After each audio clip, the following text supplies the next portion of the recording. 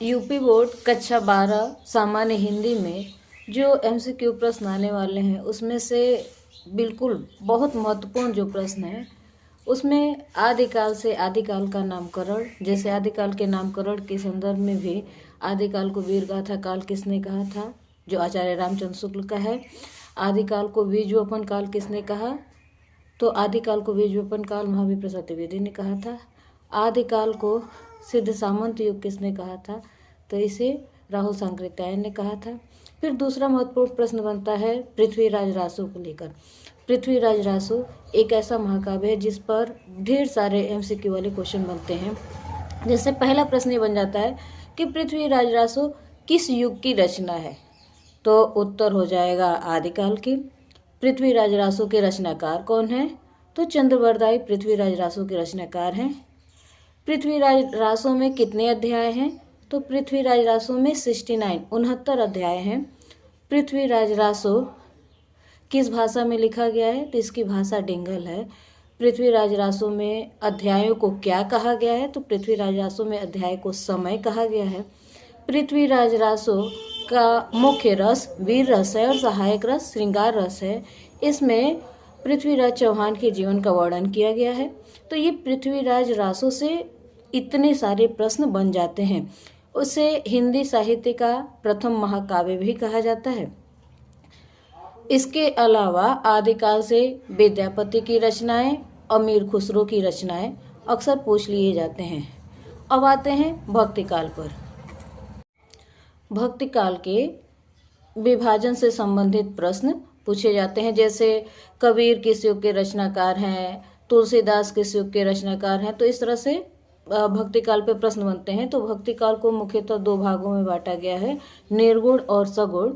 निर्गुण काव्यधारा के भी दो भेद हैं, ज्ञानाश्रयी और प्रेमाश्रयी। ज्ञानाश्रयी शाखा को संत काव्य भी कहा जाता है, जिसके प्रमुख कवि कबीरदास हैं। कबीरदास की रचनाएं साखी, सबद और रमैनी हैं और इनकी रचनाओं का संग्रह है बीजक, जो इनके शिष्य धर्मदास ने किया था। कबीर की भाषा के संबंध में आचार्य हजारी प्रसाद द्विवेदी ने इनकी भाषा को इन्हें वाणी का डिक्टेटर कहा था। आचार्य रामचंद्र शुक्ल ने इनकी भाषा को सदुकड़ी भाषा कहा। श्याम सुंदर दास ने इनकी भाषा को पंचमेल खिचड़ी कहा था। इतने प्रश्न कबीर पर बन जाते हैं। हाँ, कबीर की भक्ति भावना पर भी प्रश्न बनता है कि कबीर की भक्ति किस भाव की है, तो वो दास्य भाव की है। इसके बाद दूसरा जो है निर्गुण काव्यधारा का, वो है सूफी काव्य, जिसे प्रेमाश्रयी काव्यधारा भी कहा जाता है। इसमें मलिक मोहम्मद जायसी की पद्मावत से प्रश्न बनता है। तो ये रचना हो गई जायसी की पद्मावत और यह एक प्रेम काव्य है।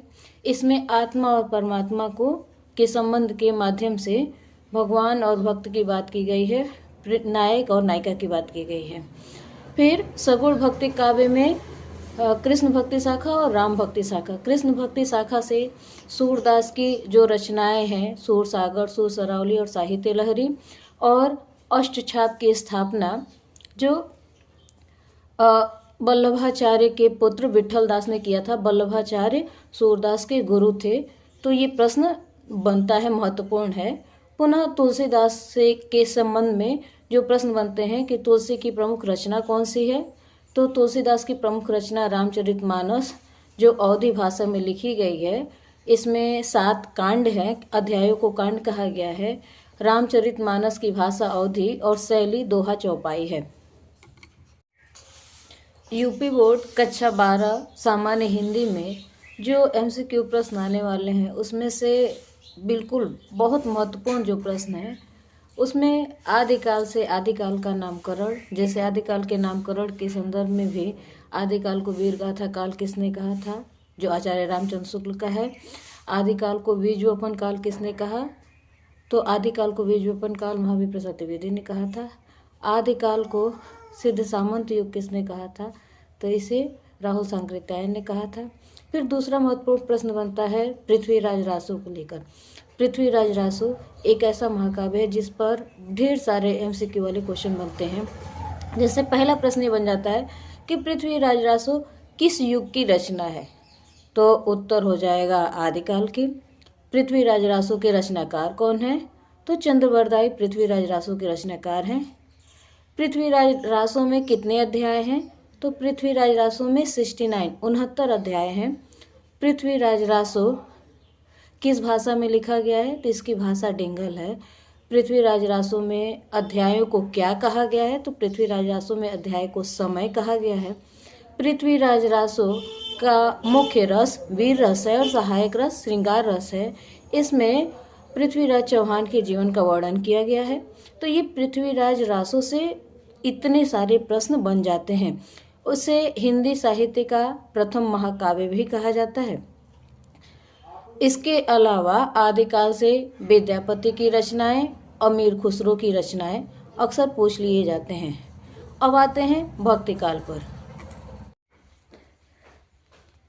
रीतिकाल को 3 भागों में बांटा गया है, रीतिबद्ध, रीति सिद्ध और रीति मुक्त। और तीनों धाराओं से जुड़े हुए कवियों के नाम MCQ क्वेश्चन में पूछे जाते हैं, हाई स्कूल इंटर दोनों में। तो रीतिबद्ध काव्य धारा में केशवदास का नाम आता है। केशवदास की प्रमुख रचना है रामचंद्रिका और इसमें इसकी संवाद योजना सबसे महत्वपूर्ण मानी जाती है। आचार्य रामचंद्र शुक्ल ने केशव को कठिन काव्य का प्रेत कहा था। इन्हें ही आचार्य कवि भी कहा जाता है। ये जितनी बातें हो रही हैं वो सारे के सारे प्रश्न बन रहे हैं। दूसरी केशवदास के बाद जो महत्वपूर्ण कवि हैं वो बिहारी हैं, जिन्हें रीति सिद्ध कवि भी कहा जाता है। इनकी एकमात्र रचना है बिहारी सतसई, जिसमें लगभग 700 दोहे हैं, जिसमें भक्ति, नीति और श्रृंगार की बात की गई है। रीतिकाल की जो रीति मुक्त काव्य धारा है उसमें घनानंद स्वच्छंद प्रेम के कवि हैं, भूषण वीर रस के कवि हैं। तो भूषण की जो 2 रचनाएं हैं, छत्रसाल दशक और शिवा बावनी, ये भी पूछी जाती हैं कि ये किन की रचनाएं हैं।